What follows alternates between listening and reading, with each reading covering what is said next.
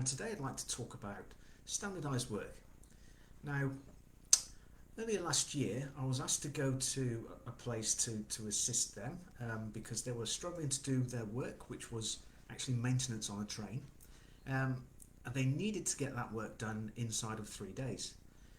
Now, when I went there was, I think, seven or eight guys doing the work, and it was taking them between 5 and 6, and they were struggling to do that. So I spent some time looking at them, and you saw those guys, 7 or 8 guys. They were trying to do the best. They had a limited system to work to, but from that, you found there was 7 to 8 slightly different ways of doing something. And they were doing the best they could, obviously, because no one comes to work to do a bad day's work, but they were doing what they could. So I needed to get an understanding of the work, so I spent some time with them, talking to the guys, watching and observing, and come up with a few concepts, because I've got a bit of a few ideas. And I floated that out to them, and they all agreed to give it a go. And then, would you believe it, within a few weeks, I mean 3 to 4 weeks, they'd gone from 5 to 6 days to comfortably doing that work in 2.5 to 3. So it wasn't all me, it was working with them, giving them some information. They fed it all back to me, and then we just tried it to see if it would work, and it did. It's a good thing. So I used principles of standardized work. Now, I've also been into places where people have to satisfy some sort of quality criteria, ISO 9000 sort of stuff. They've made standard operating procedures, and I've often gone in and says, do you have SOPs? And they say, yeah. So where are they? And they open a drawer, pull out this dusty tome, blow all the dust off, and then show it to me. And I'll look at that and realise that the SOPs have probably been written by an engineer or some sort of clued up manager. So, which makes a lot of sense to the engineer or the manager who's written a thing, but maybe not to the worker, because the worker potentially isn't going to be an engineer. So therefore, because it's not in the typical language that those people who do the work use, they don't use it. So you find it's covered in dust in a drawer. Now, that's another reason why I don't like drawers in the workplace, but I won't go into that now. So what we need to do for tasks that we want the people to carry out is to work with them and create some sort of work instruction they can use. Now, those work instructions need to be very visual. You can include pictures on, and by using these things, we can get pictures really quickly, and through using our computers, we can make some work instructions very quickly, which years ago would have taken a long time to do. And because you use pictures, you don't have to be so wordy, so those engineering documents virtually become redundant. We need the SOPs, but we need those to create work instructions. Now, on the work instructions, you could have, along with the pictures, 4 or 5 major steps that needs to happen per page. 4 or 5 steps, no more. You have the key point about what you need to do with that major step, the reason why, and then the standard. And what you've got then is a whole bunch of information that someone can look at very quickly and see what needs to be done. Bearing in mind they'd been trained in what to do, so that serves as a bit of a reminder document for them to use. You can also, if you wish, put on that little symbols or something to highlight things like safety, where it could be a slight risk. Ideally you want to get rid of those risks, but sometimes there might just be some things that people need to take that bit of extra care so they don't get hurt. We could have quality points when they need to take that extra bit of care to make sure that something is going to be absolutely correct.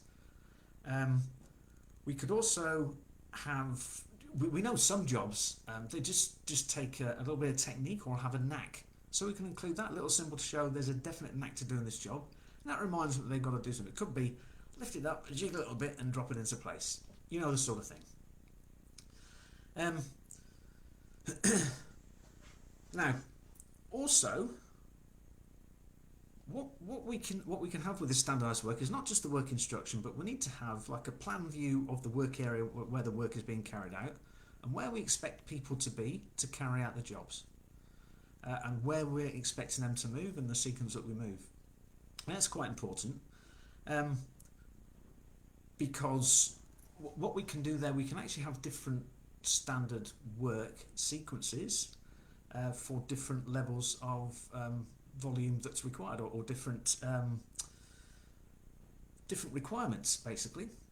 So if volume goes up, and it could do it seasonally, we want a different set of standardized work for that, because if we need to get more work done, we might need to adjust the start and stop points and then bring more people in to carry out the work. Or we have the same start-stop points, we just need to do overtime to get more work through. Make sense? Now, what we do with that standard work, we actually post that on boards or frames or whatever we got to do in the work or next to where the work is being carried out. And the reason we do that is, one, it could be a reminder, because if these people do this job several times, it won't take them long, don't need to follow an instruction, because they'll know what to do. What the standard work should be used for is supervisors and managers to look at the standardized work and observe the process. What this does is it encourages managers, supervisors to get out onto where the work is being carried out, to have a presence, and that way they become less scary to the people who do the work as well, more likely to talk to them. And so you observe the process compared to the standard, and if there's a difference, we need to find out why. And that's only done by saying, excuse me, you appear to be doing something other than you're supposed to be. Why is that? And it could be that the person may be trying to take a shortcut. If they're taking a shortcut, we need to understand, is that going to compromise safety? Is it going to compromise quality? If that's the case, they need to be realigned, retrained, etc., to get them back on track. Get the understanding in there. At no point will we get anyone in trouble. We're just trying to re-educate. It could be that that person's found a smarter way of doing it that achieves satisfactory or better levels of safety and quality, and also maybe does it quicker.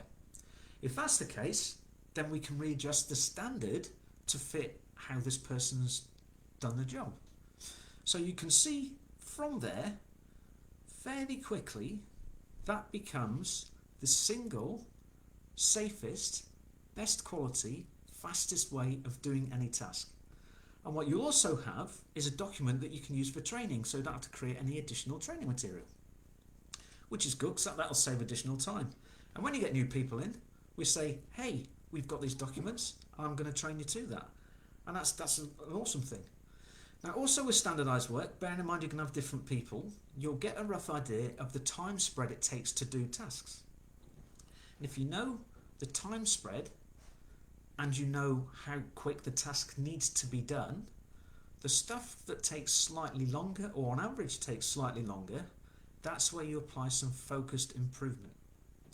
So again, standardized work leads to the single best way of doing something, and also enables you to improve your processes to become super excellent. And it never stops, because our customer requirements are always going to change. People always want either more, or they want better quality. So I think standardized work is incredibly powerful when you understand it and use it well. So please feel free to leave a comment on your experience of standardized work, or if you've tried it, failed it, tried it, succeeded with it. That'd be good. Leave some good stories about that. Also, let me know if you'd like me to talk about anything else. And thanks for watching, and I'll see you next time. Bye for now.